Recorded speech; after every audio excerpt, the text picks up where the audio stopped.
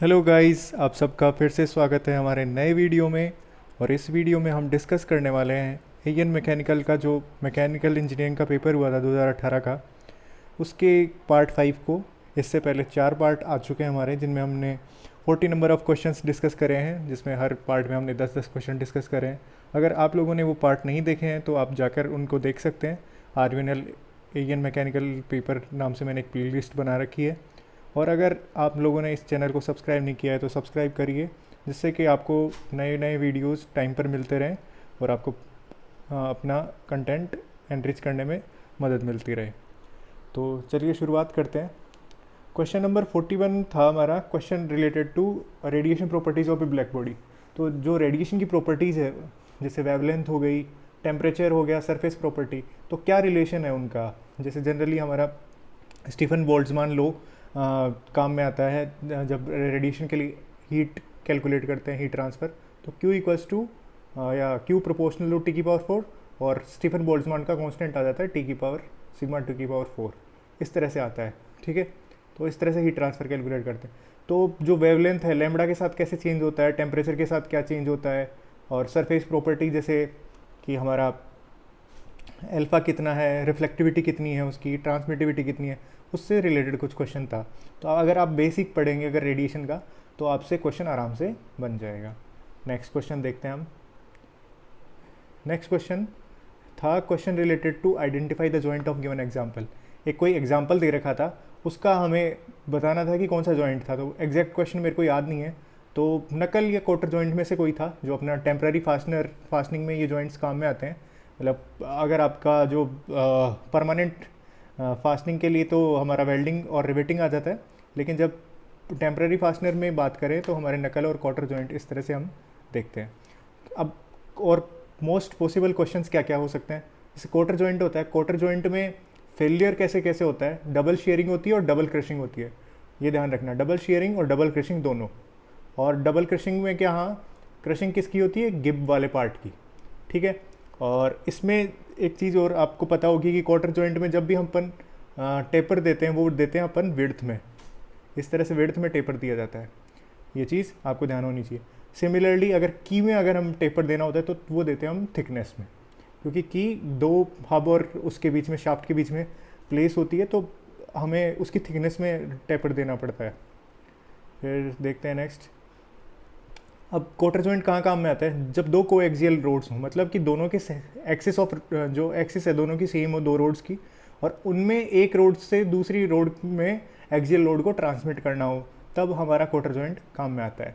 अब एग्जांपल्स जो जिस तरह की मैंने बात करी कि इस तरह का कुछ दे रखा था कि कोई एग्जांपल दे के हमें पूछा था कि कौन सा हमारा जॉइंट होना चाहिए, तो वो चीज़ हम देखने वाले हैं। पिस्टन रोड और क्रॉस हेड।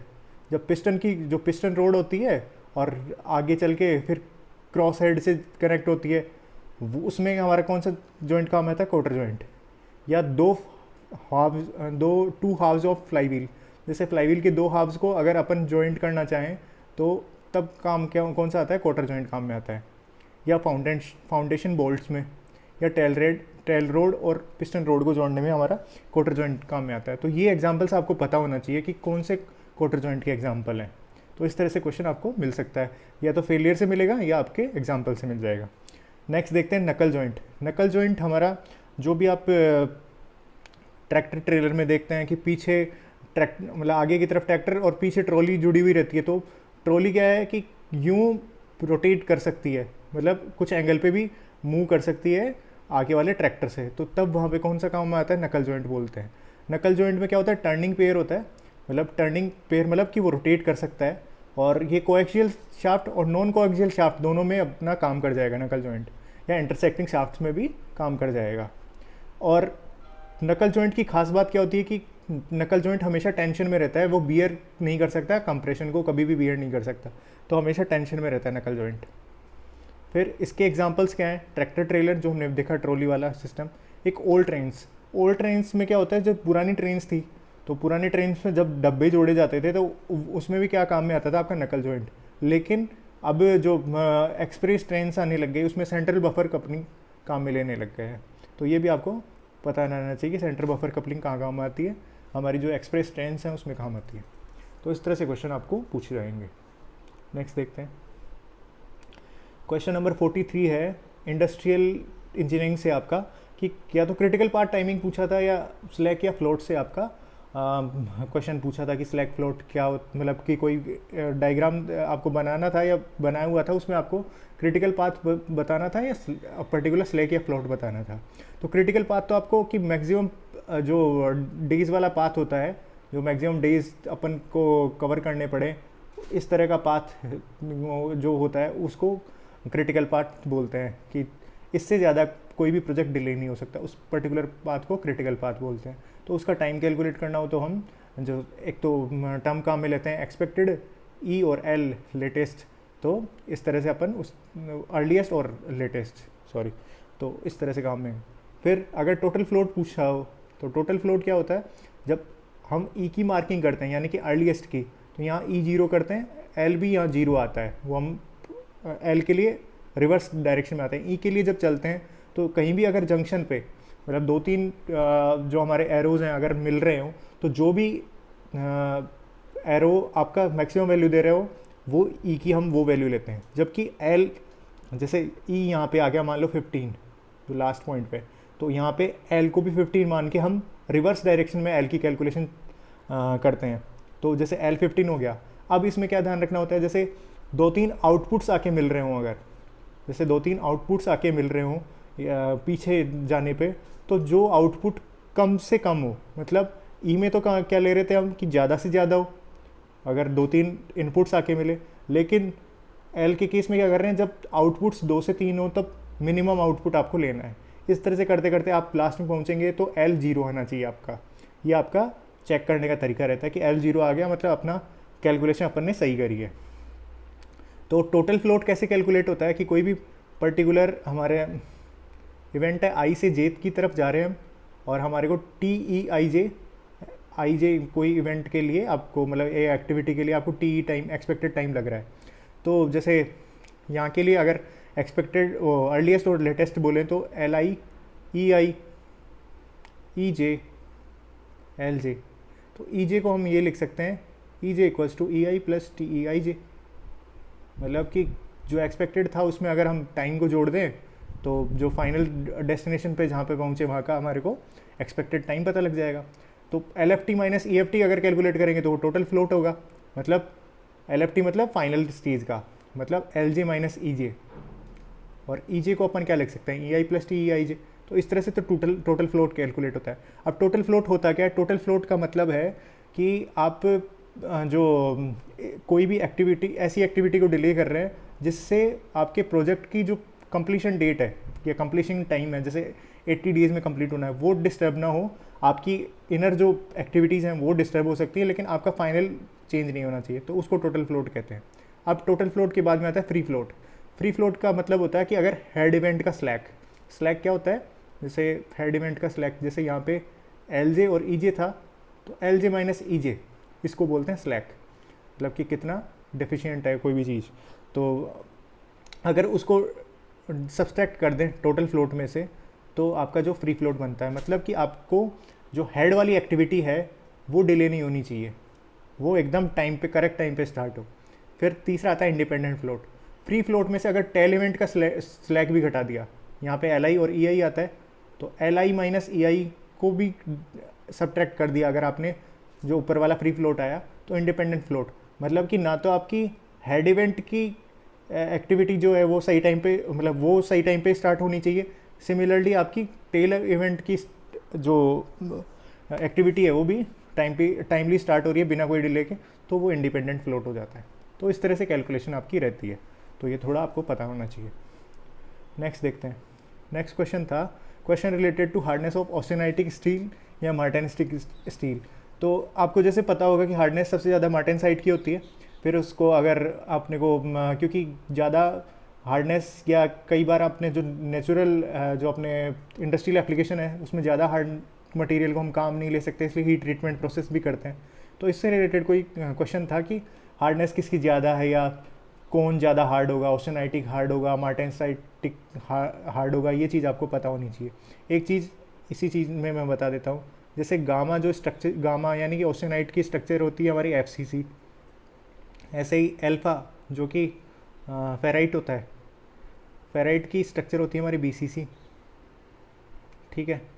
इसी तरह से डेल्टा जो ऊपर की तरफ होता है आयरन कार्बन डाइग्राम में, उसकी भी स्ट्रक्चर क्या होती है, BCC।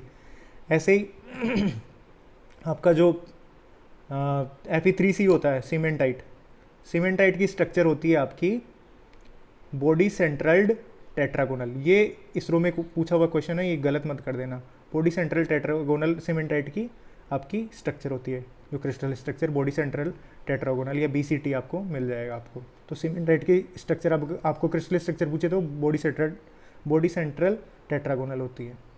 नेक्स्ट देखते हैं। नेक्स्ट क्वेश्चन था distance of transition from laminar flow to turbulent flow in a circular pipe. तो मतलब कि ट्रांजिशन हो रहा है, हमारा लेमिनार फ्लो चल रहा था किसी सर्कुलर पाइप में और वो अचानक से क्या हो गया, टर्बुलेंट फ्लो में कन्वर्ट हो गया। तो वो चीज़ हमें बतानी है। तो आपको पता होगा कि जैसे कैरेक्टरिस्टिक लेंथ होती है, जैसे मेरे हिसाब से ये क्वेश्चन शायद प्लेट के लिए था या सर्कुलर पाइप, मेरे को एग्जैक्ट याद नहीं है।